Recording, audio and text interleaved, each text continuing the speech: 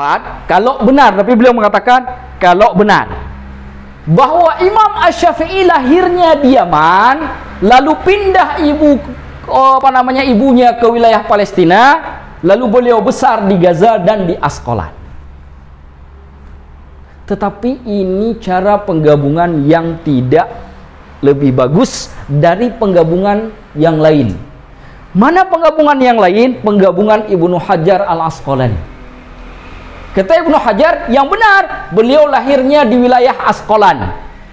Kenapa disebut Gaza? Karena Asqalan itu dulu berada di wilayah tentatifnya Gaza. Kayak kita sekarang, misalkan tinggalnya di mana? Di Ciputat. Oh, Ciputat itu wilayahnya Tangerang Selatan. Jadi Tangerang Selatan itu Gaza, Ciputatnya Asqalan. Jadi mengatakan Gaza sama dengan mengatakan Asqalan karena Asqalan itu wilayah di mana Gaza itu yang merupakan kota yang menaungi wilayah Asqalan. Bisa dipahami? Bisa dipahami? Lalu pada umur beliau 2 tahun. Umur 2, ini kata Ibnu Hajar, pada saat beliau berumur 2 tahun, pindahlah ibunya kemudian ke kota Mekah di Hijaz. Bukan ke Mekah dulu, ke Hijaznya, ke wilayah Hijaz. Arti Hijaz itu kan luas ya, bisa Madinah, bisa Mekah, bisa wilayah Tabuk, yang artinya belum nyampe ke kota Mekah. Di sebuah tempat yang ada penduduk Yaman dari Bani Azd, karena ibunya orang Bani Azd, jadi ngikut ke kaumnya, tinggal sampai berumur 10 tahun. Ketika beliau berumur 10 tahun baru pindah ke kota Makkah. Nanti ketika beliau sudah besar baru beliau ke Yaman. Nah, itu kira-kira cara menggabungkan Al-Hafidz Ibnu Hajar Al-Asqalani. Dan ini pendapat yang lebih kuat. Ini pendapat yang lebih kuat. Jadi kita katakan, di mana Imam Syafi'i lahir? Di Gaza atau Asqalan. Karena bisa jadi, sebagaimana kata Ibnu Hajar, bahwa wilayah keduanya itu pada hakikatnya adalah satu. Ya. Lalu nanti ketika beliau sudah besar baru ke Yaman. Atau penyebutan kata Yaman ini karena merujuk ibunya yang merupakan berasal dari Yaman. Kenapa? Karena Imam Asy-Syafi'i dari kecil ayahnya meninggal dunia. Gak ada ayah, jadi ngikut ibu kemana-mana. Imam Syafi'i itu dipelihara, dibesarkan dan dididik oleh single parent sampai menjadi seorang imam. Dan ibunya itu orang yang sangat-sangat miskin, sangat miskin. Makanya kenapa ketika pergi ke Hijaz butuh tinggal di tempat kaumnya, karena nggak punya kemampuan sendiri. Gak sanggup untuk mandiri, itu gak sanggup, miskin betul.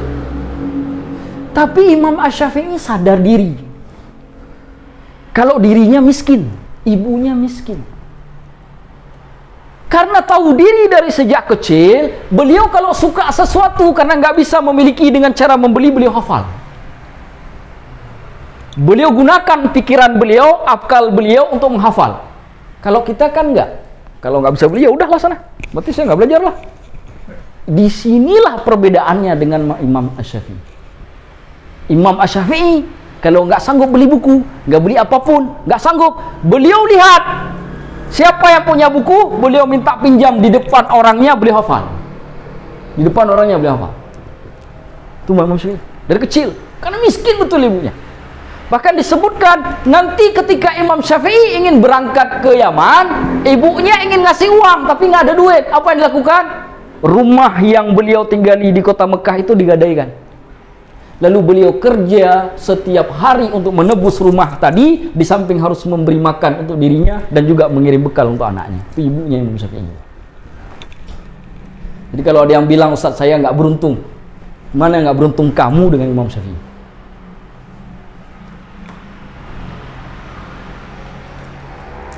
Mana yang lebih gak beruntung? Apa yang membedakan kita dengan Imam Syafi'i? Kita terlalu manja dengan ketidakberuntungan kita, sedangkan Imam Asy-Syafi'i menjadikan ketidakberuntungannya sebagai cambuk untuk keberhasilan. Situ yang membedakan.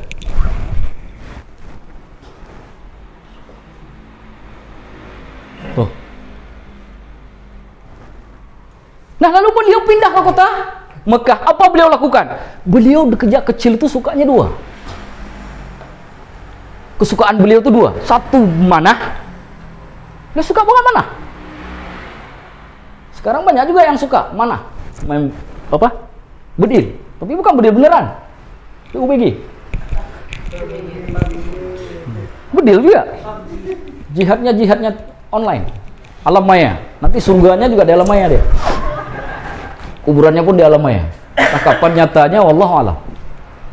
Itu. Beliau suka memanah. Di samping itu beliau suka syair. Usia kecil.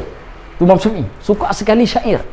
Saking sukanya syair kepada beliau, makanya kalau kita baca kitab itulah kitab dalam mazhab Syafi'i yang paling sulit dipahami.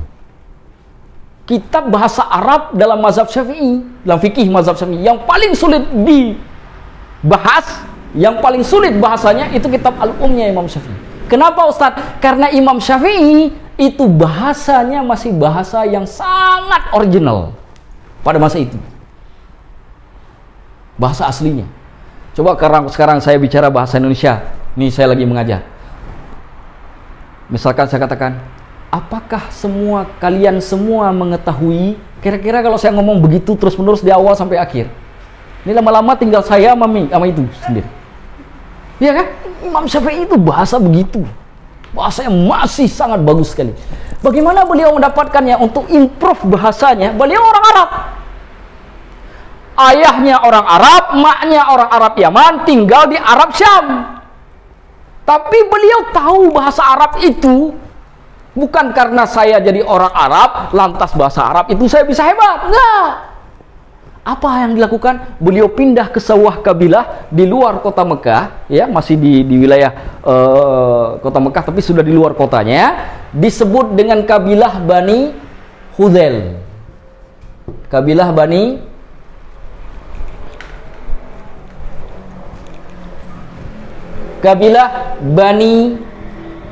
Hudzail.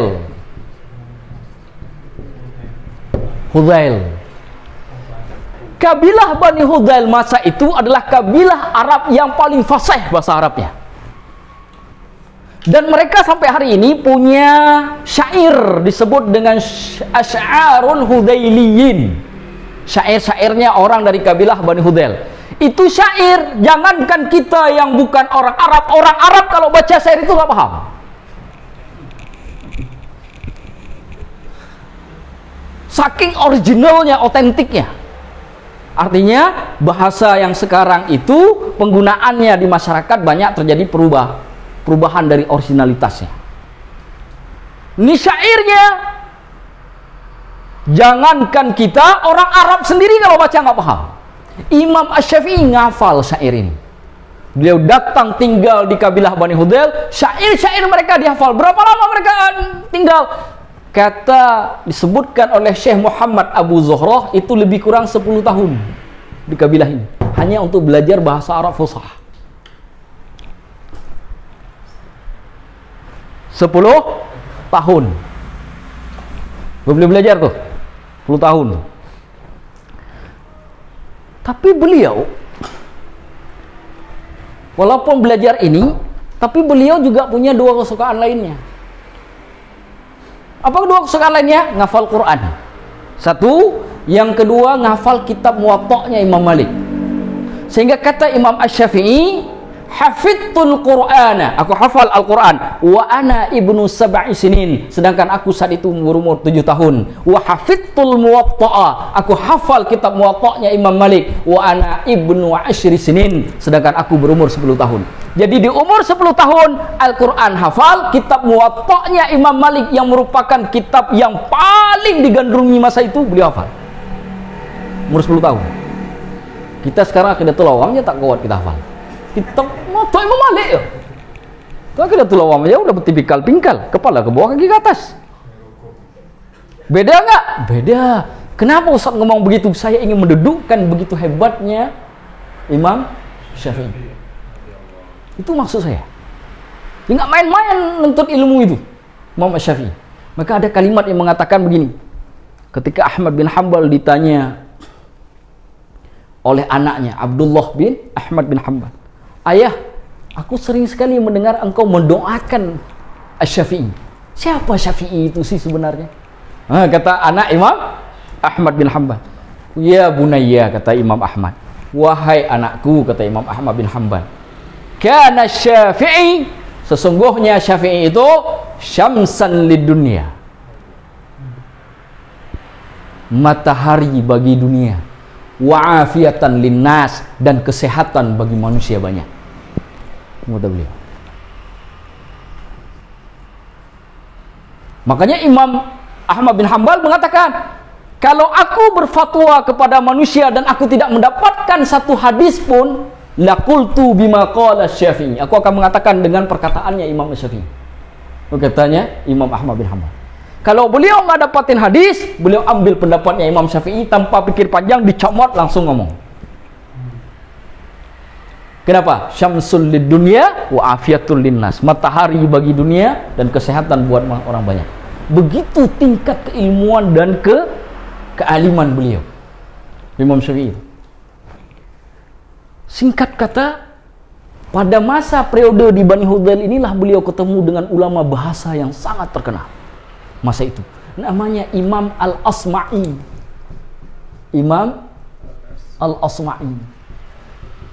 Pertemuannya dengan Imam Al-Asma'i inilah yang kemudian sampai ceritanya ke kita bahwa beliau menghafal syairnya Bani Hudail. Ini kemampuan Imam Syafi'i itu.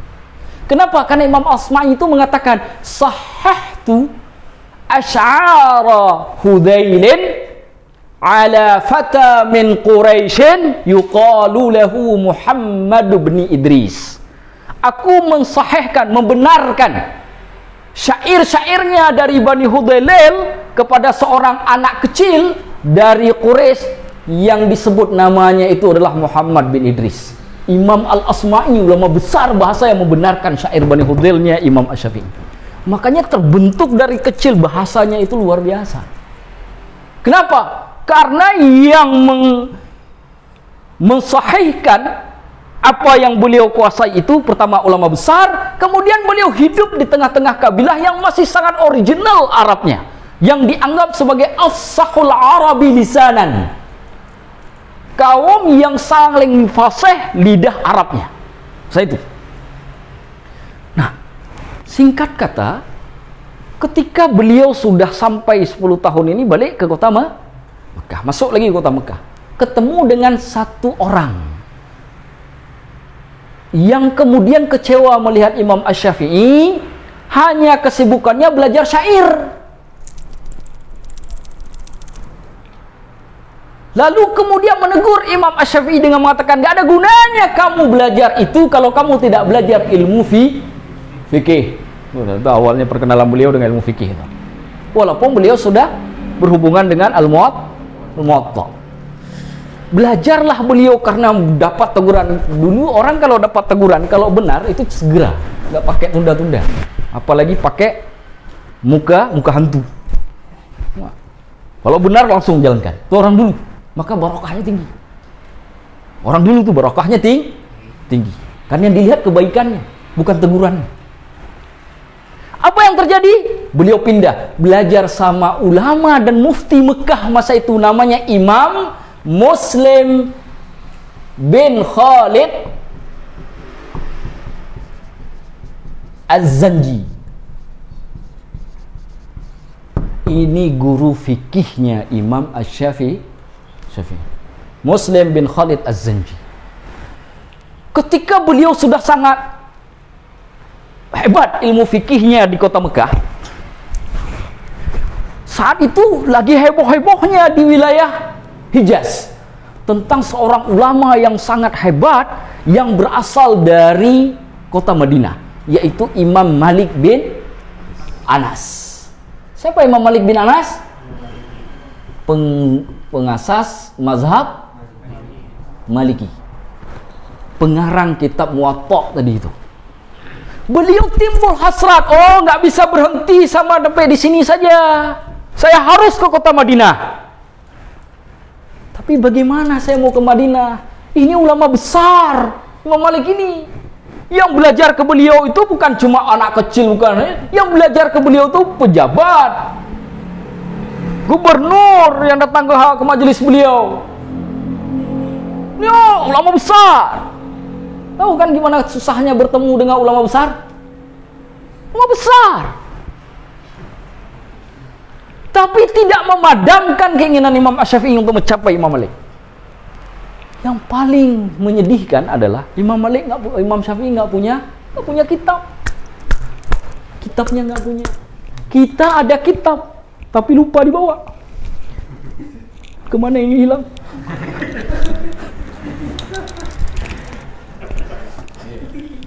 Nggak dibawa. Imam Asy-Syafi'i nggak punya kitab. Kenapa? Maknya nggak sanggup beli. Sehingga ada dua pendapat yang mengatakan, pendapat pertama, beliau pinjam kitabnya di kota Mekah. Kitab Muwatta itu beliau pinjam.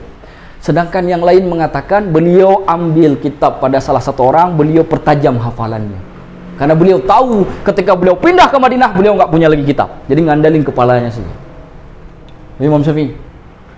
Karena memang Imam Syafi'i itu kalau catat pelajaran fikih itu dari Muslim bin Khalid Az-Zanji itu malam hari beliau kalau keluar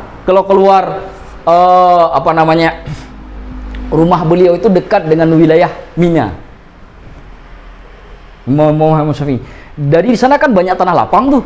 Jadi beliau suka ngambil cari-cari tulang belulang. Tulang-tulang itu beliau cari di malam hari, itu kemudian beliau jadikan tempat untuk menyalin apa yang beliau dengar dari gurunya. Sehingga rumah beliau dipenuhi oleh tulang-tulang itu. Coba bayangkan kalau kita bawa yang begituan ke rumah, itu diambil mak kita, ke kepala kita dilempar. Tapi tidak dengan maknya Imam Syafi'i. Dijaga, karena itulah Imam Syafi'i harta kekayaannya. Ilmu yang tertulis di tulang belulang itu. Rumahnya dipenuhi itu, karena nggak sanggup beli buku tulis. Kalau kita bukan nggak sanggup, nggak mau. Imam Syafi'i itu nggak sanggup, maknya nggak sanggup. Lalu beliau mendatangi penguasa di kota Mekah untuk minta surat rekomendasi, kalau bahasa kita sekarang. Kenapa? Imam Malik itu terlalu besar. Kalau nggak ada surat rekomendasi, susah ketemunya. Maka minta surat rekomendasi. Berangkatlah Imam Syafi'i dalam sebuah rombongan menuju ke Madinah. Tujuannya cuma satu. Bukan cari hidup, bukan cari kerja, bukan cari kehidupan di wilayah. Saya mau ketemu dengan Imam Malik, saya mau ngambil ilmunya. Muwatta'nya sudah saya hafal, saya mau pelajari isinya. Bagaimana cara mensyarah kitab ini? Gimana cara memahami yang saya hafal ini? Saya harus belajar dari empunya kitab. Siapa yang nulis? Dari situ saya mau ambil langsung. Berangkat ke Madinah. Imam Syafi'i. Sampai di sana Imam Malik begitu melihat Imam Syafi'i, kalimatnya cuma sedikit. Apa kata Imam Syafi'i? Ya Muhammad, wahai Muhammad, namanya Muhammad bin Idris.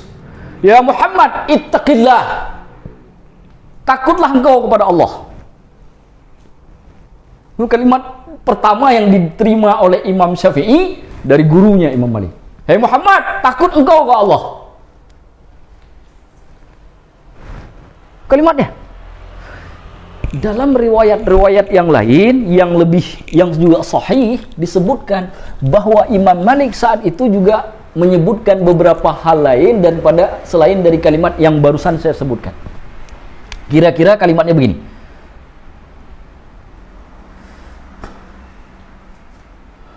Ya Muhammad, ittaqillah wajtanibil ma'asi.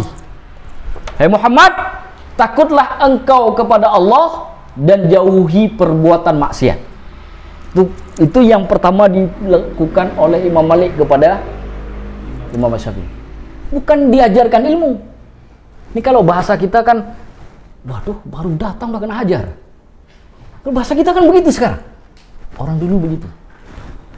Dikasih, dibentengi dulu. Supaya apa? Ketika dia terima, dia kuat. Kita kan enggak sekarang. Dikasih benteng, yang ngasih benteng malah justru ditimpain benteng. Iya kan? Berapa banyak orang sekarang marah-marah gurunya? Berapa banyak umat yang marah kepada kiai, kepada ustadz, padahal itu orang baik-baik, bukan orang jahat. Berapa banyak? Kita dengar, kita lihat. Ya Muhammad, ittaqillaha wajtanibil ma'asi fa innahu sayakunu laka sya'nun minasya'ni. Engkau akan memiliki suatu hari nanti keadaan yang istimewa. Imam Malik melihat Imam Syafi'i pertama sekali sudah tahu. Makanya penglihatannya orang soleh tidak sama dengan penglihatan orang awam. Orang soleh tahu tanda-tanda kealiman, tahu tanda-tanda keistimewaan. Orang alim nggak sama dengan orang awam. Dari mana mereka tahu? Karena sifat-sifat yang mereka ketahui itu sudah mereka pelajari, karena mereka mempelajari banyak ilmu, sehingga bisa membaca nih anak istiqomah. Makanya dulu kita ngaji itu sama guru kita di kampung, nih anak insya Allah cepat nih bisa ngajinya, ya kan? Ada yang satu, nah ini lama sakit nih. Kenapa? Kakinya sering di atas kepala, kepalanya sering di bawah kaki, lama sakit nih. Artinya lebih bandel, lompat sana lompat sini, lebih bandel. Selama dikit. Itu apalagi kalau ulama sekelas Imam Malik. Inna Allah qad alqa ala qalbika nura. Hai Muhammad, Allah telah menimpakan ke dalam hatimu itu cahaya. Itu kata Imam Malik kepada Imam Syafi'i. Pertemuan pertama. Fala tudfi'hu bil ma'siyah. Jangan kau padamkan cahaya yang Allah berikan ke dalam hatimu itu dengan maksiat. Ini teman-teman, datang ke sini masih bermaksiat di luar, nggak ada guna. Kenapa? Maksiat memadamkan cahaya, sedangkan majelis adalah tempat cahaya. Ada manfaat. Kotor hati, kotor mata, kotor telinga, kotor mulut, lalu datang ke majelis nggak manfaat. Makanya banyak ilmu kenapa terserap tapi terbanyak cepat lupa. Kenapa? Masih banyak kotorannya. Ini kalimat yang diajarkan oleh Imam Malik kepada Imam Syafi'i. Ini ulama ke ulama. Cuma Imam Syafi'i saat itu belum jadi imam. Berbeda dengan Imam Malik. Singkat kata, beliau tinggal di sana, di kota Madinah, belajar dari Imam Malik itu sampai dengan meninggalnya Imam Malik tahun 179 Hijriah. Tahun 179 Hijriah. Karena Imam Malik setelah itu meninggal dunia pada tahun itu. Ada beberapa hal yang harus kita perhatikan. Imam Malik itu cerdas. Kenapa menyebabkan beliau cerdas? Pertama, beliau itu jauh dengan maksiat. Itu satu, karena cahayanya tidak padam di hati. Yang kedua, totalitas, rajin. Rajin beliau itu bukan hanya rajin kaki, rajin mulut, rajin pikiran, rajin hati, rajin semuanya. Semua itu satu irama. Banyak yang menceritakan Imam Malik itu ketika menjelaskan satu hadis, menjelaskan satu masalah, beliau duduk di majelis begini. Imam Malik, Imam Syafi'i itu pernah itu duduk di samping halaqah, pojokan. Itu yang disebutkan Imam Malik satu kali itu semua dihafal oleh beliau sekaligus, tanpa beliau tulis, karena beliau miskin. Beliau bukan nggak mau beli, nggak ada duit, semua dihafal. Kenapa saya wajibkan di sini ditulis? Karena tak tulis pasti lupa. Kenapa? Karena nggak ada di antara kita Imam Syafi'i. Itu persoalannya. Ya kan? Imam Syafi'i langsung ingat. Dia nggak lupa-lupa. Kenapa nggak lupa-lupa? Beliau ulang terus. Ketika sudah melekat, dimanapun, kapanpun, beliau mengulangnya. Ulang terus. Kan tanya sama mama, hafal Quran kalau nggak ngulang sehari gimana kasus hafalannya? Jadi apa itu hafalannya? Kalau nggak ngulang sehari saja. Hafalan Al-Quran. Hafalan Al-Quran itu lebih gampang daripada ngafal perkataan manusia. Ngafal Quran itu lebih enak daripada ngafal qala Imam Syafi'i. Lebih enak ngafal Quran. Nah, kalau Al-Qurannya bisa cepat lupa, gimana lagi perkataan Imam Syafi'i?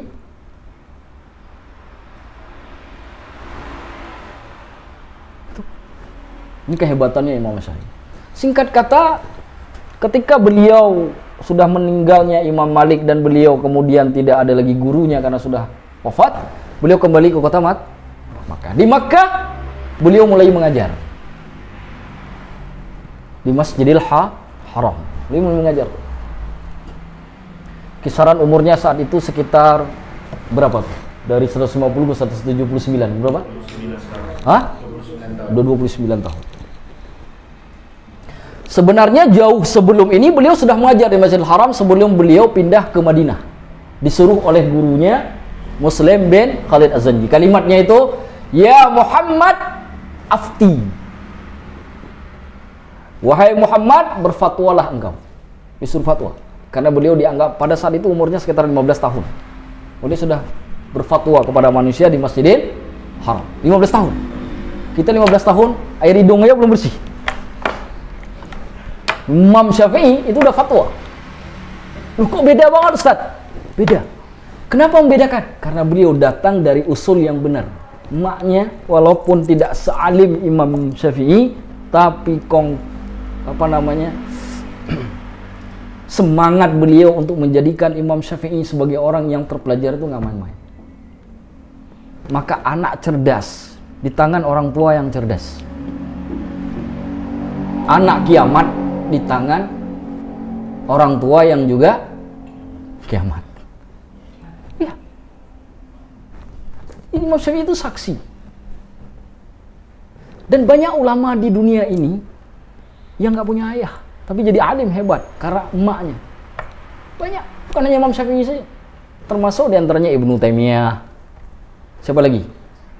Imam Asy-Syirazi kalau saya nggak salah, Ibnu Hajar Al-Asqalani itu. Hajar Al-Asqalani itu emaknya, ada ayah juga. Single parent semua. Kok mereka bisa? Kenapa kita nggak bisa, Ustaz? Ada yang salah dengan kita, kan? Nah, ini sebagai penyemangat bagi teman-teman semua. Mulai tadabbur, mulai renungkan, mulai lihat di mana letak kesalahan itu, perbaiki. Minimal jangan sampai generasi selanjutnya setelah kita akan mengalami apa yang kita alami. Itu sekurang-kurangnya. Tapi kan belum ada kata terlambat. Mau nikah aja belum bicara anak. Karena nggak mungkin ada anak kalau nggak nih nikah, kecuali Siti Mar. Ada yang mau jadi Siti Maryam di sini? Nggak ada kan? Nah. Itu maksud saya. Sudah. Singkat kata, beliau pengen pindah ke Yaman. Mau ke Yaman karena Yaman itu tempat asal emaknya. Itulah yang saya katakan tadi, emaknya sampai harus menggadaikan rumah. Berangkat beliau ke Yaman. Nah, di Yaman itu ada persaingan ketat sekali antara orang-orang Abbasiyah, Daulah Bani Abbasiyah dengan orang dari Alawiyyin. Karena Abbasiyah itu berasal dari anak keturunannya Abbas bin Abdul Muttalib, paman Rasulullah. Sedangkan Alawiyyin ini berasal dari Ali bin Abi Thalib, menantu Rasulullah sekaligus sepupu. Tetapi kan Ali bin Abi Thalib ini kan nikah sama putrinya Nabi, artinya nasab Alawiyyin ke Rasulullah lebih dekat daripada nasab Abbasiyah. Orang-orang dari Abbas yang pada saat itu adalah penguasa, karena masanya adalah Daulah Abbasiyah saat itu. Khalifahnya saat itu khalifahnya Harun Ar-Rasyid. Saat itu. Singkat kata, penguasa Najran yang ada di Yaman saat itu menuduh Imam Syafi'i itu dekat dengan orang-orang Alawiyyin. Dan orang Abbasiyah nggak suka Alawiyyin. Kenapa? Karena mereka bisa jadi ancaman untuk kekuasaan Daulah Bani Abbasiyah. Dituduhlah Imam Syafi'i ini ikut Alawiyyin dan kemudian menyerukan ketidaksukaannya kepada orang-orang Abbasiyah. Padahal ini kan satu rumpun juga nih, sama-sama anaknya Abdul Muthalib, Ahlul Bait semua ini. Walaupun beda alur, yang satu ke paman, yang satu ke anak Rasulullah. Ya kan? Singkat kata, ditangkaplah Imam Asy-Syafi'i bersama 9 orang lainnya, dikirim ke Baghdad untuk diputuskan perkaranya oleh Harun Ar-Rasyid. Itulah sebabnya Imam Syafi'i kemudian datang ke Baghdad. Beliau itu ditangkap, dikirim oleh gubernur Yaman ke Baghdad. Ada 9 orang. 9 orang ini semuanya dibunuh mati, dihukum mati oleh Harun Ar-Rasyid. Semua dihukum mati kecuali Imam Asy-Syafi'i. Kenapa? Imam Asy-Syafi'i itu kan bahasanya bagus. Orang kalau belajar fikih, kuat ilmu fikih, keluar ilmu bahasa, logikanya cerdas. Kenapa? Makanya kan Imam Syafi'i yang meletakkan dasar ilmu usul fikih. Ilmu usul fikih itu kalau nggak kuat logika, belajar ilmu usul fikih dalam ilmu fikih itu sama seperti belajar ilmu mantek dalam ilmu filsafat. Maka orang kalau bisa ilmu mantek, bisa ilmu usul fikih, susah diajak debat. Walaupun dia jarang baca ayat. Susah diajak debat. Anda ngafal hadis 1000 hadis, tapi nggak kuat usul fikihnya, nggak kuat manteknya, ngajak debat yang kuat mantek 5 menit. Innalillahi wa inna ilaihi raji'un.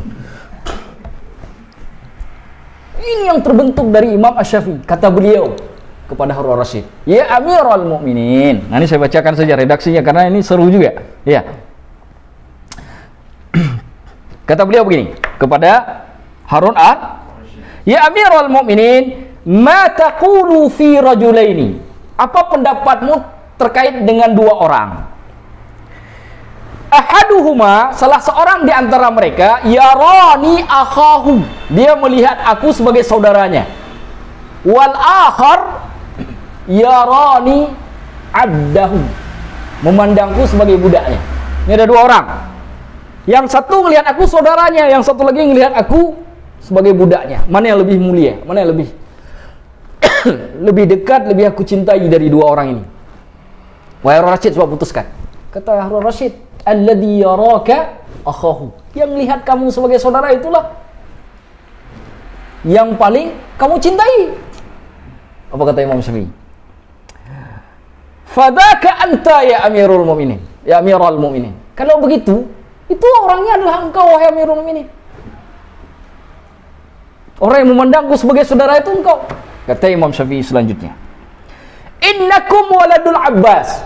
Bukankah kalian ini orang Abbasiyah, ini anaknya Abbas bin Abdul Muttalib, pamannya Rasulullah, artinya berasal dari sepupunya Rasulullah. Wahum waladu Ali, sedangkan orang-orang Alawiyin ini kan anaknya Ali bin Abi Thalib. Wa nahnu banul Muttalib, sedangkan kami ini, kata Imam Asy-Syafi'i, anak keturunannya Al-Muttalib.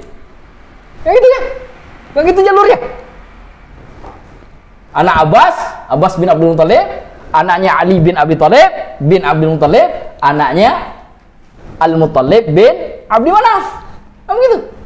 Kata Imam Syafi'i, fa antum waladul Abbas, kalian anak-anak Abbas ini, tarawnana ikhwatakum. Kalian orang Abbas ini memandang kami dari Al-Muttalib ini kan saudara. Ya kan? Kalian menganggap kami ya dari kaum Bani Muttalib ini kan sebagai saudara, bukan Bani Abdul Muttalib, Bani Muttalib. Kalian Abbas menganggap kami ini sebagai saudara. Wahum yarawnana abidahum, sedangkan mereka memandang kami ini sebagai budak mereka. Tahu kenapa? Karena dulu kakeknya Rasulullah dipanggil oleh orang Mekah sebagai budaknya Al-Muttalib, kakek Rasulullah Abdul Muttalib. Jadi sekarang dibalik oleh Imam Syafi'i. Jadi dengan sebab itu mereka pun sekarang memandang kami sebagai budak, karena dulu memperbudak kakek mereka. Nah begitu.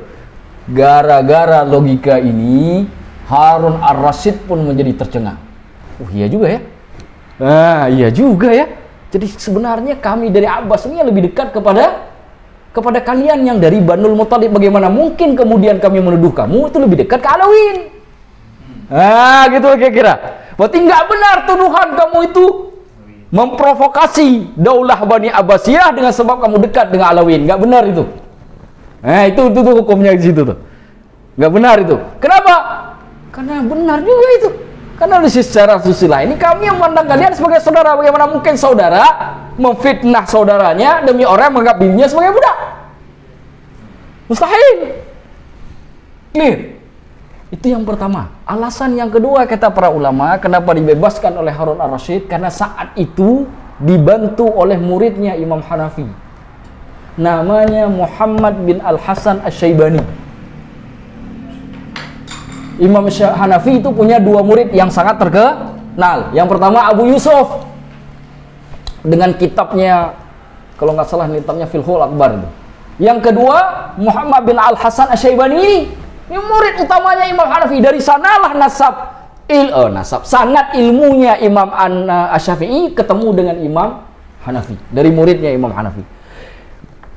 Muhammad bin Hasan Asy-Syaibani melihat sama seperti Imam Malik yang melihat Imam Asy-Syafi'i ini punya keunggulan.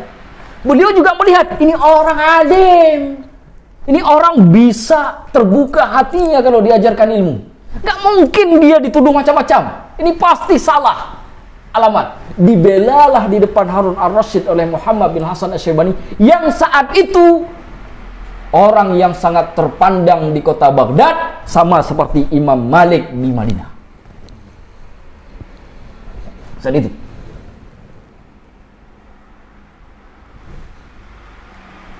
Lalu Harun ar-Rasyid pun mengetahui bahwa memang orang ini alim fikih, gak main-main ini. Maka dikatakanlah kepada Muhammad bin Hasan Asy-Syaibani oleh Harun ar-Rasyid, "Fakhudhu ilaika anzuru hatta anzura fi amri."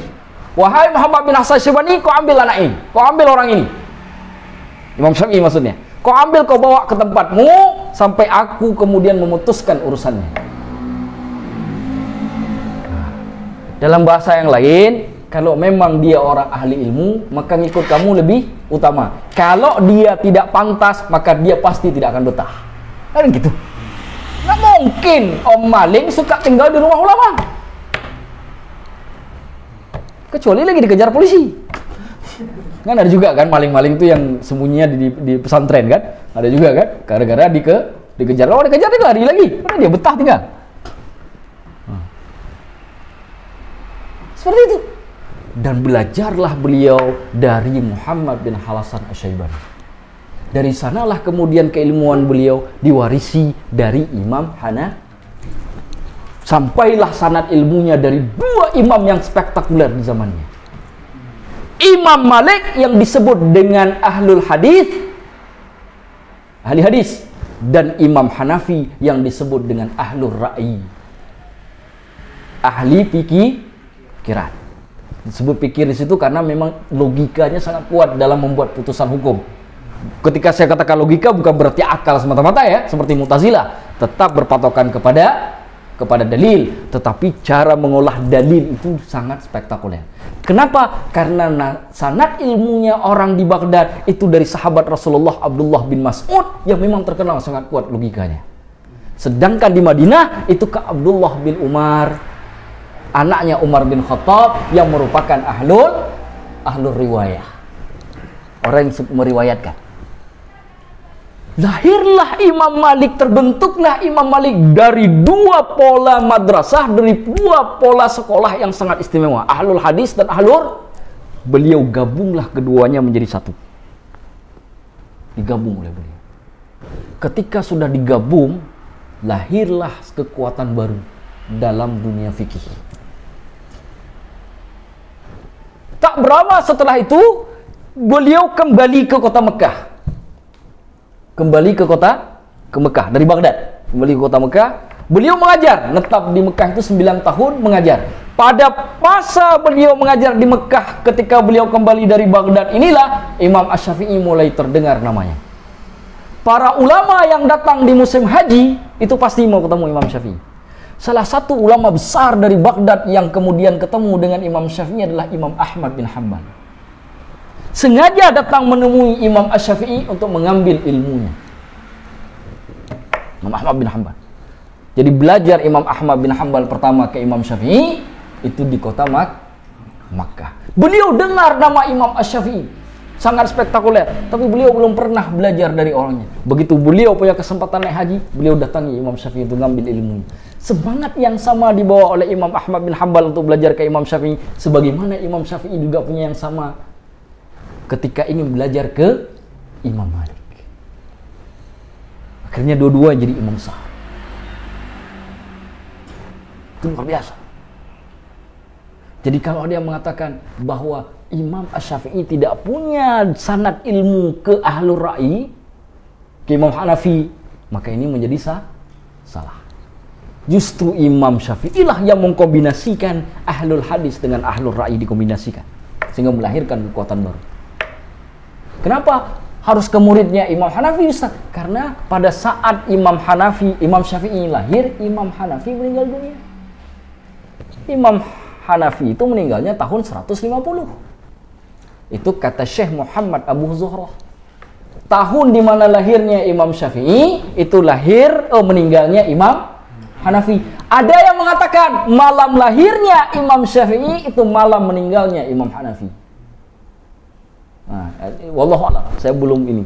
Sehingga terkait dengan pendapat yang kedua ini, di masa itu dinukilkan banyak orang yang mengatakan begini. Terkait dengan kejadian malam itu, malam yang satu itu, malam lahirnya Imam Syafi'i dengan meninggalnya Imam Hanafi. Mata alimun, telah meninggal satu orang alim. Faja'a fi lailati mautihi alimun akhar, dan telah datang pada malam kematiannya orang alim yang lainnya. Ayo. Makanya kalau kita belajar biografi 4 mazhab, kalau belajar mazhab Syafi'i pasti ketemu dengan Imam Hanafi. Di bab itu tuh, yang pertama sekali ketemu. Bab lahirnya Imam Hanafi. Udah ketemu dengan Imam Hanafi, bab lahirnya Imam Syafi'i. Singkat kata, beliau tinggal di kota Mekah selama 9 tahun, lalu kemudian beliau kembali ke Baghdad pada tahun 195 Hijriah untuk yang kali kedua.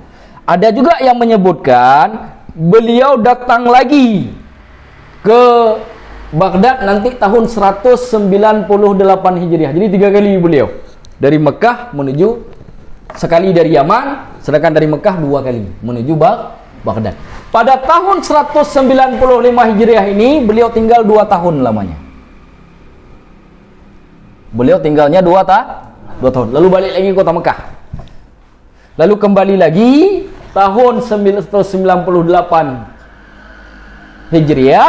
Nah, pada tahun 198 Hijriah beliau hanya tinggal 1 tahun saja di Baghdad. Kenapa? Karena Harun al-Rasyid sudah meninggal dunia saat itu. Digantikan oleh putranya yang bernama Al-Ma'mun.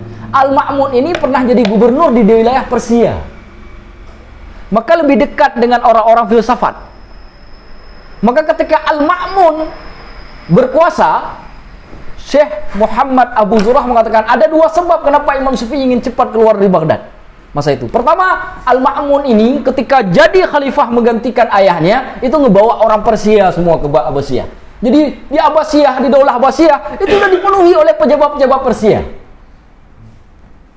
Sudah dipenuhi.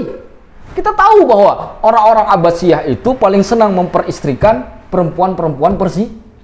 Cantik-cantik itu. Nggak percaya? Jangan percaya. Nggak bisa tidur malam nanti. Saya kan bertanggung jawab. Jangan percaya. Waalaikumsalam. Sudah. Itu alasan yang pertama, kata Syekh Muhammad Abu Zuhrah. Yang kedua, kata beliau, karena lama tinggal di wilayah Persia, pemikirannya itu sangat dekat dengan Mu'tazilah. Inilah cikal bakal terjadinya fitnah besar di kota Baghdad yang menyebabkan kemudian lahirlah satu fitnah yang disebut dengan fitnah makhlukan Al-Quran. Yang nanti beban itu ada di pundaknya Imam Ahmad bin Hanbal, muridnya Imam Syafi'i. Ini mulainya dari Al-Ma'mun ini. Maka Imam Syafi'i ingin keluar cepat-cepat dari Baghdad, tahu fitnah besar ini. Ini Mu'tazilah sudah berkuasa ini. Semuanya pakai akal semata-mata. Dalil diakali. Bukan akal ngikutin dalil, tapi dalil diakali. Belum lagi. Takut Imam Syafi'i, keluar beliau. Ada pendapat lain yang mengatakan bahwa keluarnya Imam Asy-Syafi'i saat itu tahun 199 Hijriah. Karena 1 tahun saja beliau. Pada yang kali ketiga itu keluar dari Baghdad karena ada pemimpin Mesir saat itu yang mengundang beliau untuk datang ke Mesir. Nah, itu ceritanya. Maka tahun inilah beliau pergi dari Baghdad menuju Mesir. Itu pergi. Cuma begini, di Kairo saat itu, di Mesir saat itu, mazhab terbesar itu ada 2. Satu mazhab Hanafi, yang satu mazhab Maliki. Yang lebih besar di Mesir saat itu. Meskipun sebenarnya mereka punya mazhab sendiri, yaitu mazhab Laits bin Sa'ad. Tapi mazhab Laits bin Sa'ad ini sudah nggak banyak pengikutnya, makanya hilang kan. Yang digandrungi malah mazhab Hanafi dan mazhab Maliki. Cuma persoalannya begini. Ada yang menyebutkan, kalau saya nggak salah Imam Fakhruddin Ar-Razi, mengarang kitab tafsir Mafatihul Ghaib, atau disebut juga dengan tafsir Ar-Razi, itu disebut juga dengan tafsir Al-Kabir. Kata beliau, persoalan orang-orang di Mesir saat itu, orang dari kalangan mazhab Hanafi ini, mereka kuat logika tapi nggak kuat hadis. Jadi kalau berdebat itu seakan-akan akal semuanya, nggak ada keluar hadis. Mirip sekali dengan ahli fikih kita di Indonesia, kurang dalil. Nah, itu problem yang dialami oleh mazhab Hanafi di Mesir saat itu. Di sisi lain, orang Maliki ini kuat hadis, tapi nggak bisa ngolah hadis pakai logika. Jadi ketika debat nggak bisa kejawab. Pokoknya begitu aja dah. Itu tuh. Datanglah Imam Asy-Syafi'i yang menggabungkan Hanafi dengan Maliki, dengan jadi kekuatan baru. Ditolaklah oleh orang mazhab Syafi'i, ditolak pula oleh orang mazhab Maliki. Dan Imam Syafi'i itu dicaci maki selama di Mesir. Bahkan ada orang mazhab Maliki namanya Al-Ashhab bin Abdul Aziz. Itu ketika sholat di dalam sujud, dia berdoa, Allahumma amitis Syafi'i. Ya Allah, matikanlah Syafi'i itu. Dalam sujud sholat. Kenapa? Karena takut kalau Imam Asy-Syafi'i ini berkembang, maka mazhab Maliki akan hancur. Hancur. Bukan mazhab Maliknya salah, oknum dari orang mazhab Saya mau katakan begini, bahwa ta'assub mazhab, fanatik buta terhadap mazhab itu sudah ada dari dulu. Itu yang saya maksudkan. Dan fanatik buta terhadap mazhab selalu menghadirkan fitnah. Kalian walaupun nanti belajar mazhab Syafi'i, ingat, silahkan ikut mazhab Syafi'i, tapi jangan fanatik seakan-akan mazhab Syafi'i yang paling benar, seakan mazhab lain yang salah. Kalau nggak bisa seperti itu, jangan belajar di tempat saya, pergi cari majelis lain. Karena ini sudah terjadi, dan saya harus beri rambu-rambu. Ingat itu baik-baik. Dimanapun kalian berada, selama kalian belajar ke saya, jangan boleh fanatik mazhab. Hargai semua mazhab. Apalagi mazhab yang paham. Paham maksud saya? Nah, bahkan beliau itu sampai kadang-kadang dilempar batu. Beliau lagi jalan dilempar batu oleh orang-orang. Sama kasusnya seperti Ibnu Jarir At-Tabari ketika di Baghdad. Nanti abad ke-3 Hijriah. Ibnu Jarir At-Tabari itu pulang dari sholat, keluar dari masjid, itu dilempar batu oleh orang-orang dari mazhab Hambali. Karena mereka nggak suka sama Ibnu Jarir, karena beliau tidak menganggap mazhab Hambali itu layak untuk dijadikan sebagai sandaran karena masih terlalu baru. Marah pendukungnya mazhab Hambali sampai dilempar batu. Imam Syafi'i juga. Ada yang menyebutkan bahwa meninggalnya Imam Syafi'i salah satunya dengan akibat sering disiksa oleh orang-orang dari mazhab-mazhab ini. Bahkan ada beberapa ulama dari Syafi'i dan Hambali masa itu yang juga membenci Imam Syafi'i. Dengan sebab beliau datang ke tempat baru. Makanya kan saya tadi bilang, kenapa kita ajarkan mazhab Syafi'i, nggak ngajarkan mazhab lain? Biar kalian nggak jadi fitnah ini di kampung ketika balik. Orang satu kampung mazhab Syafi'i, kamu bawa mazhab Hambali. Yang kan ngajak berkelahi namanya. Itu kan artinya mau MMA kan? Kenapa? Karena kamu membawa ke tempat orang yang nggak paham. Lalu menganggap mazhab itu yang paling benar, menyalahkan mazhab Syafi'i. Ya ributlah, dilawan balik. Apa yang terjadi? Masjid jadi tempat fitnah, caci maki, perang, ya kan? Cela-cela orang. Itu akhirnya yang terjadi kan? Maka nggak boleh. Dan itu sudah terjadi. Saya ceritakan ini fakta yang terjadi. Tapi beda, karena Imam Syafi'i bukan kita. Beliau alim, mujtahid. Mujtahid tidak boleh tunduk kepada satu mazhab tertentu. Kalau dia tunduk kepada mazhab tertentu, bukan mujtahid namanya awam. Ini orang kita ini awam nih. Jangan dibalik. Ini orang awam pengen ijtihad, mujtahid disuruh fanatik ke mazhab. Ente sakit. Awam ini yang tunduk ke mazhab. Kenapa? Karena orang awam tidak bisa memutuskan hukum. Mereka harus ngikut mazhab. Tapi kalau mujtahid nggak bisa. Makanya Dr. Yusuf Qaradawi dikenal dengan mujtahid tarjih. pendapat beliau nggak semuanya yang dibenarkan Hanafi, nggak semuanya Maliki, nggak semuanya Syafi'i. Bisa aja Mas Syafi'i, bisa aja Maliki. Kita tanya mazhabnya apa? Ya nggak tunduk kepada mazhab. Kenapa? Beliau tarjih, tapi beliau mujtahid. Itu loh. Jadi jangan hukum orang yang mujtahid dengan kita. Ini kan sama menghukum mobil Fiat yang model India sekarang itu, film-film India, sama mobil Alfa Romeo. Nggak kelas. Tahu kan bus India tuh, yang kita naik aja takut nyampe nggak ya? Yang kuning biasanya tuh kan? Yang kuning ya. Itu rasa-rasanya itu kalau ditiup atapnya, ditiup jangan dipukul, ditiup itu terbang nggak saya atap itu. Film India tuh kan? Ya nggak kelas. Ya paham maksud saya ya? Nggak kelas. Jadi kita nggak bisa menghukum ke mereka. Tidak sama kita perlakukan hukum ke mereka dengan hukum ke kita. Nah ini yang terjadi dengan Imam Syafi'i. Tapi kan orang fanatik itu kan nggak bisa nerima ya, tetap nggak bisa nerima. Ya kan? Ada yang mengatakan begini. Maulid Nabi bid'ah. Kenapa? Karena Nabi nggak melakukan. Lah makmummu juga nggak pernah Nabi lakukan. Kenapa yang dilakuin? Itu nggak bid'ah. Itu Raja ente nggak ada bidah-bidahnya. 17 Agustus nggak ada bidah-bidahnya. Giliran Nabi bidah. 17 Agustus tuh lompat-lompat orang, terbang-terbang. Ini selawatan, doain. Kalaupun makan, tak yatim, janda yang kekurangan makan di tempat saya. Itu kalau janda orang miskin ini Habibullah tahu, Zulkarnain tahu. Itu kalau makan daging setahun 3 kali saja. Masuk bulan Ramadan, masuk bulan Syawal, masuk Idul Adha. Itu 3 kali makan orang miskin. Selebih itu nggak pernah makan daging. 365 hari makannya cuma 3 hari daging. Kemana 362 hari lagi? Nggak ada duit. Maka kemudian di tempat kami, kalau ada hari-hari besar Islam, itu semua orang keluarin hidang.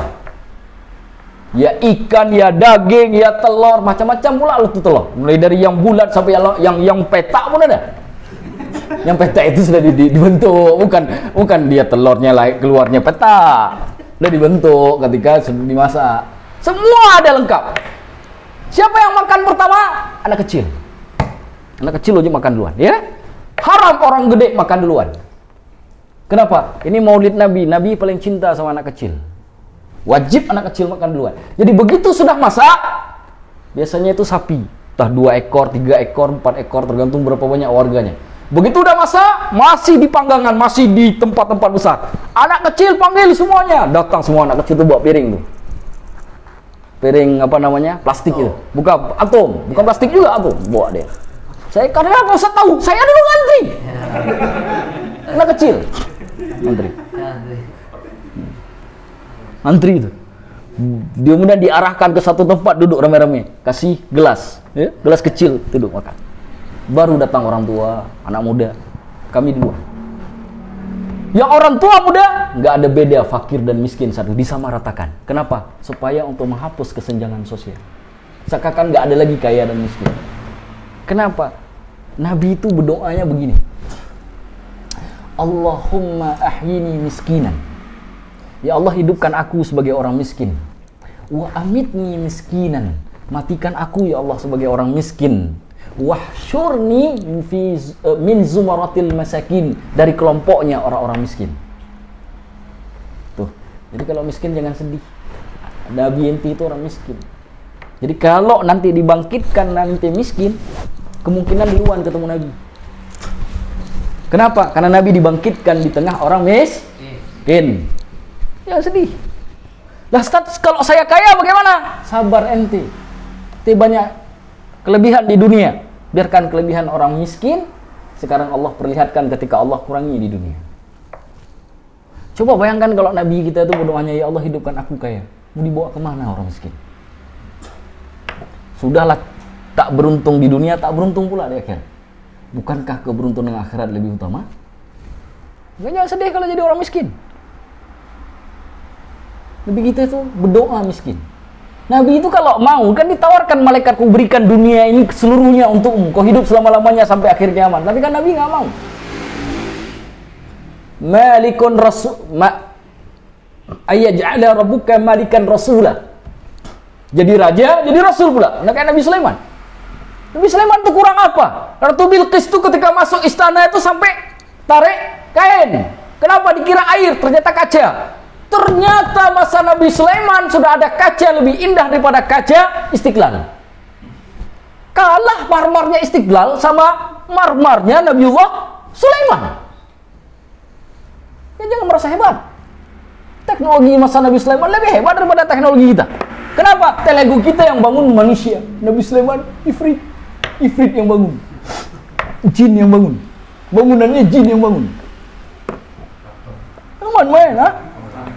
Kontraktornya, pengawas kontraksinya jin. Mandornya ifrit. Ngeri-ngeri masa Nabi Sulaiman. Ngeri masa Nabi Sulaiman. Ngeri. Ini memang pengawasnya Nabi, khalifah tertinggi masa itu, Nabiullah Sulaiman. Ya kan? Nah, kembali ke topik. Singkat kata, di fase Nabi Imam Syafi'i di kota Kairo di Mesir, itulah akhir dari perjalanan kehidupan beliau. Karena beliau meninggal 204 Hijriah atau 5 tahun kemudian dari sejak hari pertama beliau datang ke Mesir. Beliau dikuburkan di wilayah Kairo. Saya alhamdulillah sudah berapa kali ke makamnya Imam Asy-Syafi'i karena dekat dengan tempat tinggal saya. Jadi kami kalau kuliah itu, kalau saya tinggal di daerah namanya Kairo, New Kairo, Al-Qahirah Al-Jadidah, New Kairo. Jadi Kairo yang dibuka, lahan yang baru, ya. Tinggal itu kalau kami berangkat ke kuliah, kami melewati daerah yang disebut dengan Sayyidah Zainab. Nah, di Sayyidah Zainab itu, dekat Sayyidah Zainab itu ada benteng Salahuddin Al-Ayyubi yang ketika perang salib itu. Enggak jauh gitu. Jadi benteng Salahuddin Al-Ayyubi itu di daerah Sayyidah Zainab itu. Nah, di Sayyidah Zainab itu agak masuk ke dalam, enggak terlalu jauh, itulah kuburan Imam Asy-Syafi'i. Tempat masuk ke kuburan Imam Asy-Syafi'i sekarang, maaf, lebih enak pergi ke Depok sana. Sekarang saya membayangkan begini, kalau sekarang aja begitu, gimana dulu? Gitu loh maksud saya. Jalannya lebih enak ke Depok sini dari ke tempat Imam. Bus masuk satu, itu bus masuk berhenti. Kenapa? Ada keledai depan. Keledai nggak bisa lewat, kecil jalannya. Keledai itu kalau nggak ditendang nggak lari dia. Manja betul. Jalannya begitu. Jalan ke tempat Imam. Coba bayangkan di mana Imam Syafi'i mengajar ilmunya, sehingga lahirkan yang disebut dengan qaulul jadid. Pandangan dan pendapat beliau yang baru, yang merubah pendapat dan pandangan beliau yang dulu di kota Baghdad, yang disebut dengan qaulul qadim. Dan kemampuan Imam Syafi'i dalam menggabung dua mazhab ini, yang tadi saya katakan ahlul ra'yi dan ahli hadis ini, telah menyebabkan atau melahirkan kekuatan baru dalam dunia fikih.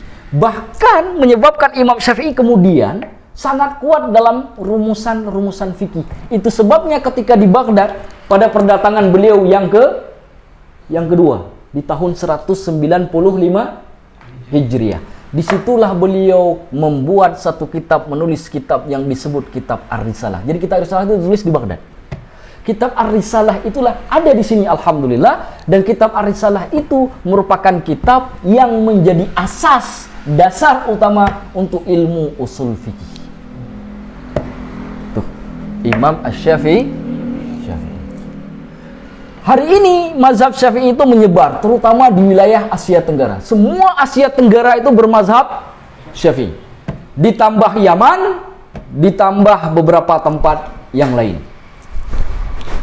Ya, bagi. Tapi Asia Tenggara umumnya mazhabnya Syafi'i. Kenapa Ustadz mazhab di Asia Tenggara itu Syafi'i, tidak yang lain? Karena dulu ulama-ulama Nusantara, ulama-ulama kita, ya, mulai dari Aceh, mana-mana, dari Jawa, Sulawesi, Makassar, Padang, kemudian yang dari Melayu, ada dari Penang, Pahang, Negeri Sembilan, sampai tembus ke wilayah Moro, Filipina, ya. Moro Filipina ya, Moro Filipina, kemudian di Thailand itu apa namanya, Patani, itu belajarnya semuanya ke kota Mekah. Nah di kota Mekah, kebanyakan mereka itu ngambil ilmunya dari orang-orang yang bermazhab Syafi'i. Makanya kenapa di Indonesia kitab yang banyak beredar itu kitab mazhab Syafi'i. Karena ketika mereka pulang dari nuntut ilmu, mereka bawa kitab-kitab itu. Maka terkenallah ulama-ulama mazhab Syafi'i dari semua mazhab yang ada di Nusantara. Bahkan bukan hanya di Indonesia saja, di Asia Tenggara. Maka kita dengar Imam Asyuti, Imam Ibnu Hajar Al-Haytami, Imam Al-Juwaini, Imam Al-Ghazali, apa lagi? Imam Al-Mahalli, Imam An-Nawawi, Imam Ar-Rafi'i, Imam Ar-Ramli, Imam An-Nabhani, Imam As-Subki. Nama-nama dari ulama-ulama dalam mazhab Syafi'i itu, karangan-karangannya itu dibawa pulang ke Indonesia, lalu buku-bukunya kemudian dijadikan sebagai referensi utama untuk belajar kitab mazhab Syafi'i. Secara umum, mazhab Syafi'i itu mengalami 4 fase, 4 periode. Mazhab Syafi'i itu mengalami 4 periode. Periode pertama disebut dengan, boleh saya minta dihapus sebentar? Ini yang terakhir. Ya, ini yang terakhir. Mazhab Syafi'i itu mengalami 4 fase.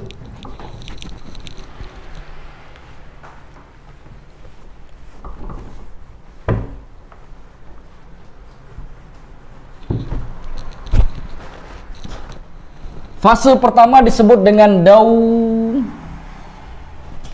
Daurul Insya, periode pembentukan. Ini Daurul Insya ini periode pembentukan. Kemudian disebut dengan maaf, salah. Mana tadi? Kok insya jadi pembentukan? Taksis.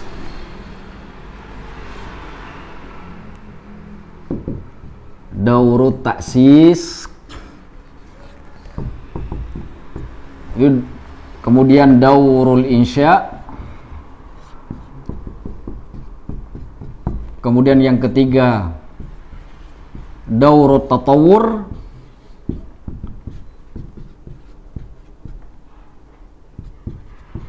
yang keempat daurul istiqrar.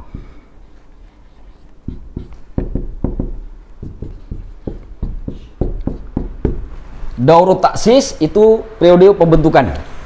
Yang kedua, daurul insya itu periode apa ya?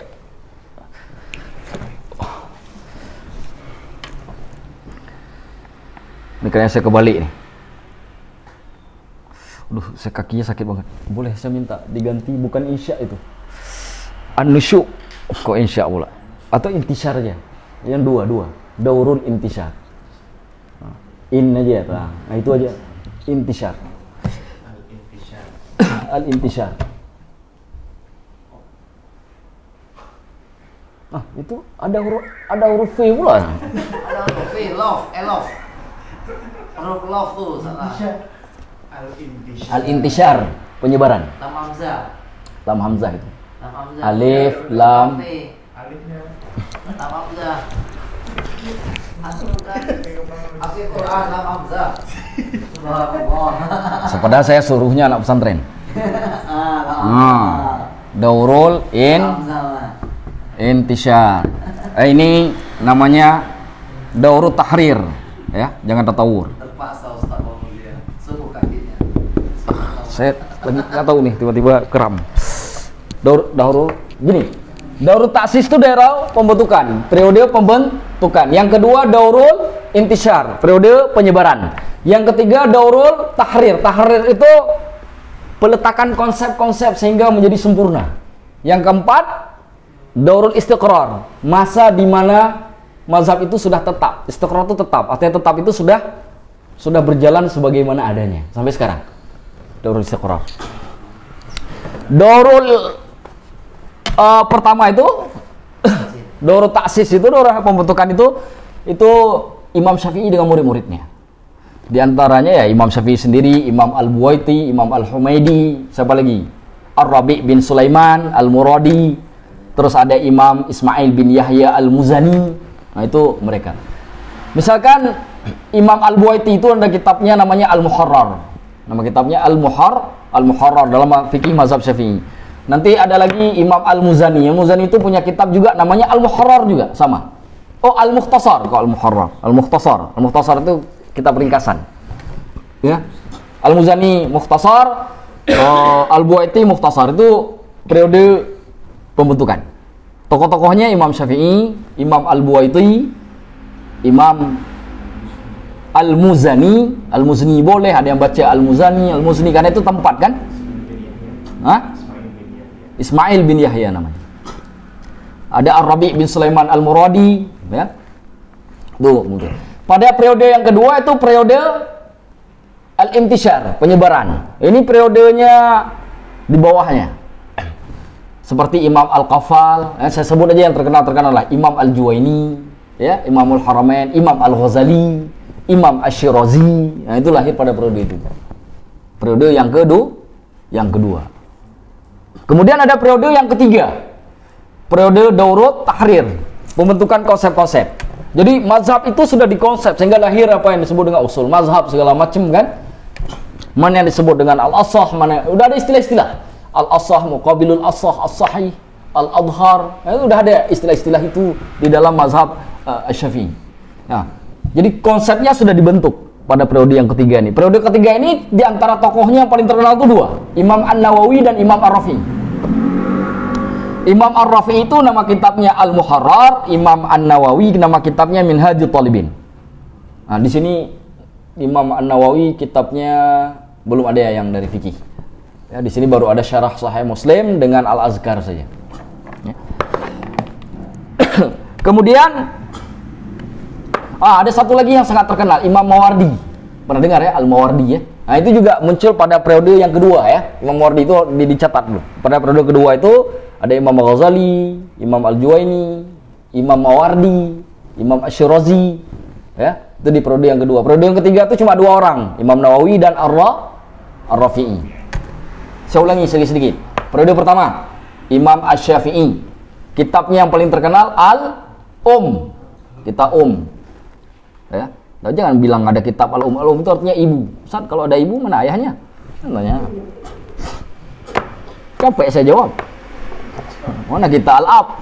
Ditanya kitab Al-Um, tanya kita Al-Ab lagi. Abun. Kita Umi, kita Abinya mana? Abi, Umi, udah macam nasyid aja udah nanti. Sudah. Yang kedua, Imam Al-Buaiti. Muridnya Imam Asy-Syafi'i. Nama kitabnya Al-Mukhtasar. Mukhtasar itu ringkasan. Artinya ringkasan dalam mazhab fikih mazhab Syafi'i. Lainnya lagi ada Imam Al-Muzani.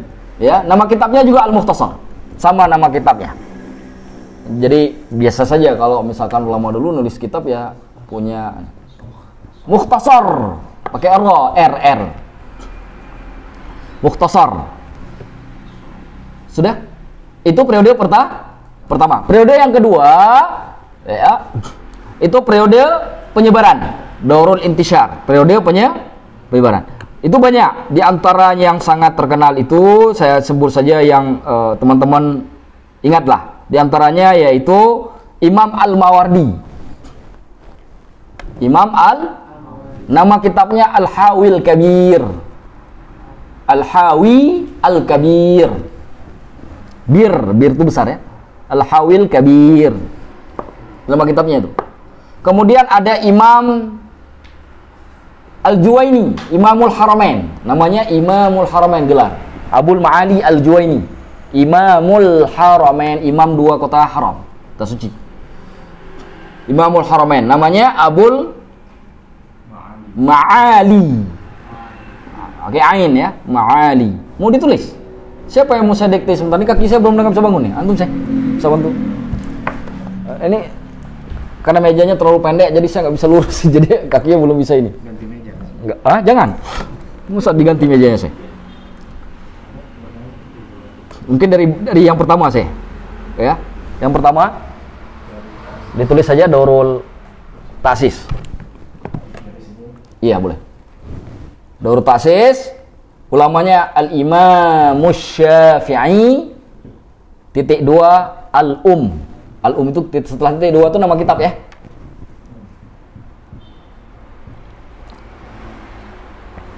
Sudah sih. Ini garis baris ya. Teman-teman nggak bisa kalau nggak dikasih baris. Inna lillahi wa inna ilaihi raji'un. Saya nggak lihat jam dari tadi. Gak apa ya? Gak apa kalau besok kita, karena besok kita insya Allah santai. Gak apa-apa ya, sampai subuh insya Allah. Pak Binsar, saya udah ngantuk betul Ustaz. Insya Allah begitu habis kajian ini bangun langsung. Kenapa saya? Yang kedua, Yusuf bin Yahya Al-Buwaiti. Nama kitabnya Al-Mukhtasar. Al-Buwaiti. Ya.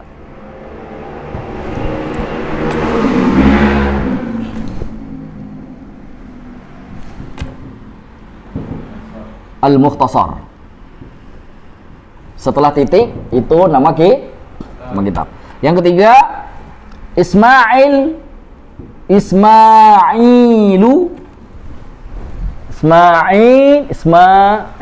bin Yahya Al-Muzani. Langsung Al-Muzani. Ni-nya pakai e ya. Ya. Al-Muzani. Nama kitabnya juga Al-Mukhtasar.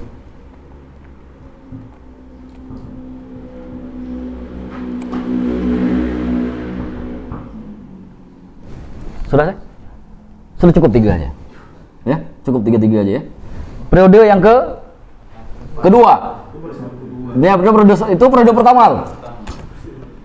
Jangan satu orang satu periode. Seakan mazhab Syafi'i itu cuma satu ulama. Ini yang ditulis belum semuanya.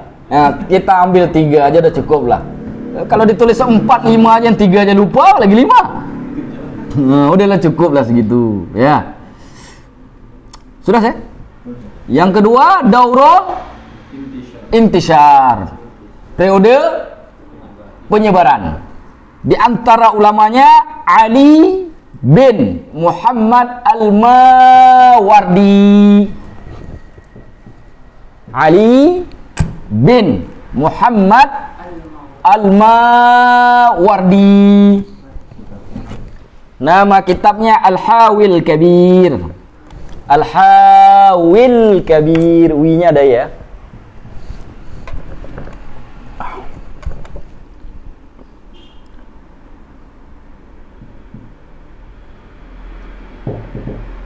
Nah, ini kita kasih 4 nih. Karena memang ini periode ini paling banyak ulamanya. Kasih 4 yang paling terkenal. Sudah saya? Yang kedua, Imamul Haramaini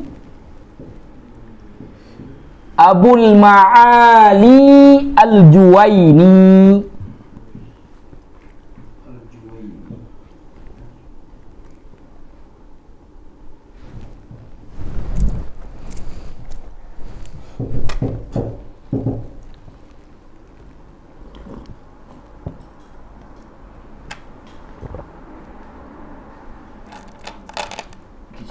Nama kitabnya Nihayatul Matlabi. Nihayatul Matlabi. Itu gurunya Imam Al-Ghazali itu. Nihayatul Matlabi. Selanjutnya Ibrahim bin Ali Asy-Syirazi. Ibrahim bin Ali Asy-Syirazi, Imam Syirazi. Nama kitabnya Al-Muhadzabu. Ada kitabnya di sini. Nanti boleh lihat, kitabnya ada di sini. Di urutan yang ketiga, kalau nggak salah. Ibrahim bin Ali Asy-Syirazi. Ya, beliau itu berada di periode kedua dari penyebaran fikih mazhab Syafi'i. Kita Al-Muhadzab. Apa? Oh. Sudah sih. Al-Muhadzab.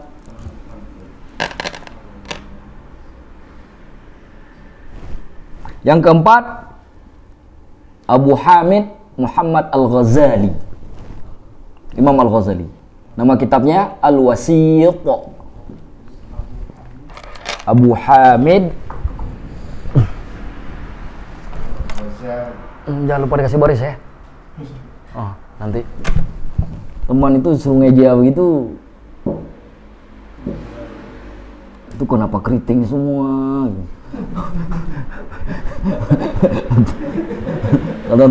Kata teman-teman nanti itu kenapa keriting semua? Nggak ada baris maksudnya. Abu Hamid Muhammad Al-Ghazali. Nama kitabnya Al-Wasit. Udah 4.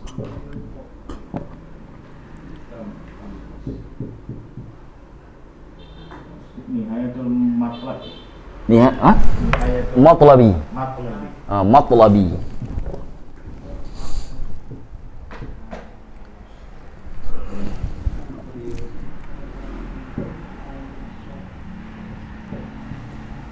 Karena ini bagian ditulis terakhir nggak akan dihapus. Teman-teman bisa tetap saya salin insyaallah. Al-Wasit. Setelah sin ada ya. Tadi yang ketiga, periode apa tadi?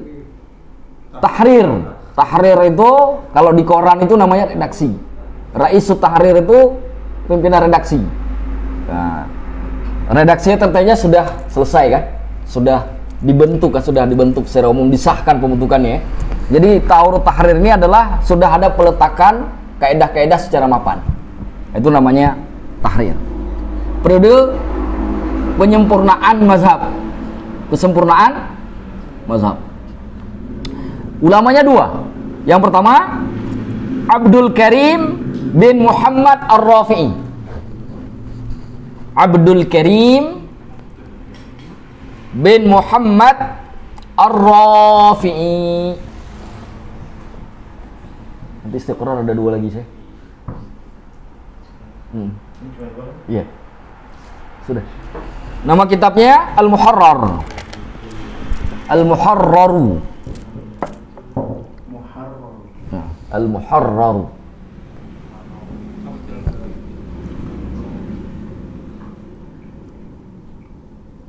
Abdul Karim bin Muhammad. Biasa sangat terkenal disebut dengan Imam Ar-Rafi'i. Imam Rafi'i itu beliau. Yang kedua Yahya bin Syarfin An-Nawawi bin Syarfin. Ya.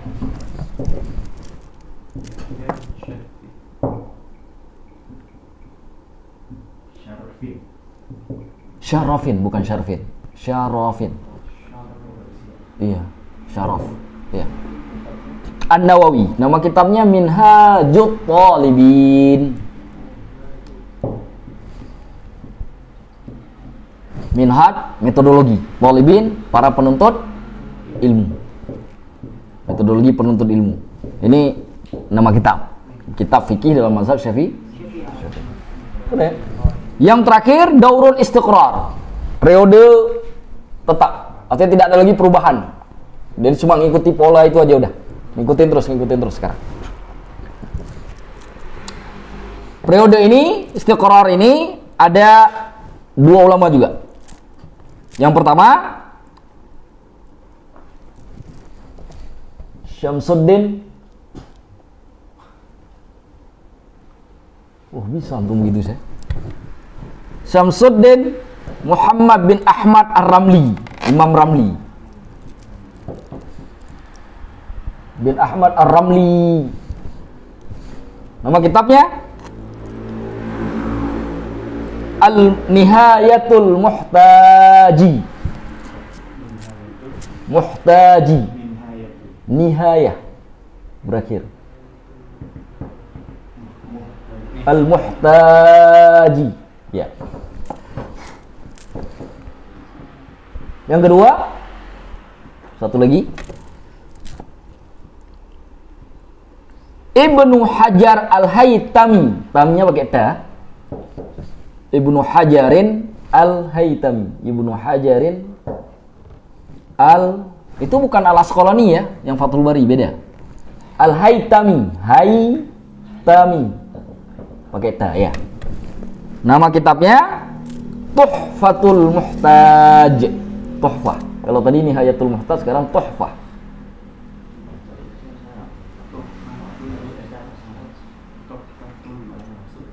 Tuhfatul Muhtaj, kitab Tuhfah.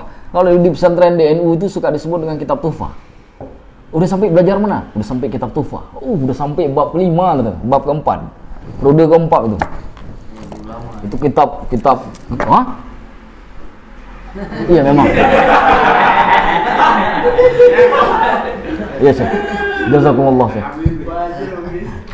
Jadi itu ya periode 4 periode mazhab Syafi'i. Jadi teman-teman tuh kalau baca kitab ketemu dengan nama-nama ini, tahu bahwa kitab itu ditulis di periode mana. Oh, masa periode inilah penyebaran mazhab Syafi'i sudah ada. Oh, pada periode ini pembentukan mazhab. Jadi ini pematanan, udah mapan betul nih kaidahnya. Masa ini susunan kaidah mazhabnya sudah sempurna. Ya. Udah digali semuanya. Pada bab ketiga itu sudah digali semuanya tuh. Lahir istilah-istilah baru di mazhab yang sebelumnya belum ada. Karena ada perbedaan pendapat itu kemudian dibuat sebuah metodologi yang memudahkan orang yang nuntut ilmu itu mempelajarinya. Di periode ketiga, periode keempat udah stabil tuh, karena semuanya sudah. Makanya ada kitab nanti yang menjelaskan tentang usulul madhab, dasar-dasar yang ada di mazhab Syafi'i. Itu harus pelajari, nggak ngerti. Kalau nggak ngerti itu, kalau nggak pernah belajar tuh nggak ngerti itu, berarti nggak ngerti mazhab Syafi'i itu apa. Jadi karena orang bilang, Anda mazhab apa? Apa ya? Ya mak saya Syafi'i lah. Nah, kira-kira begitu, ya. Tapi tidak sebenarnya dia itu mengerti apa yang dia omongin. Karena banyak orang sekarang kadang-kadang tuh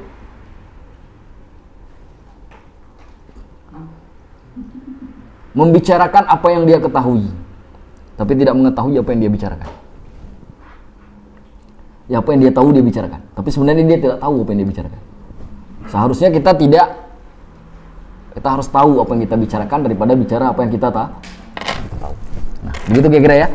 Sudah, insyaallah 2 minggu lagi kita akan ngaji kitab. Saya akan buka untuk memperkenalkan kitab, pengarangnya sedikit, lalu kita akan mulai bab taharah.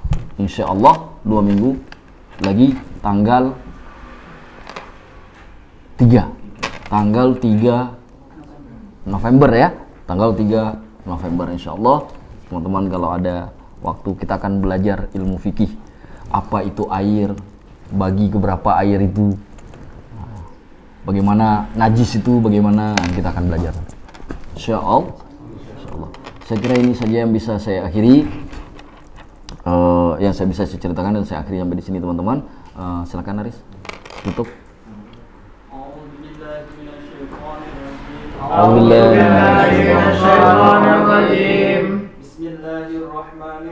Bismillahirrahmanirrahim. Subhanakallahumma wa bihamdika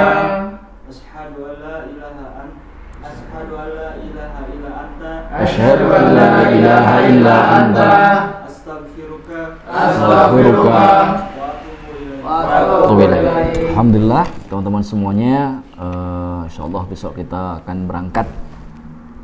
Marilah ya. Bagi yang nyusul pakai sepeda motor, kita harap jangan sampai di sana malam hari. Jadi sore sudah bisa bergabung, karena setelah maghrib kita ada baca Al-Quran bersama, ada acara, jadi supaya bisa tetap ikut. Bagi teman-teman insyaallah yang anggota majelis khususnya, kalau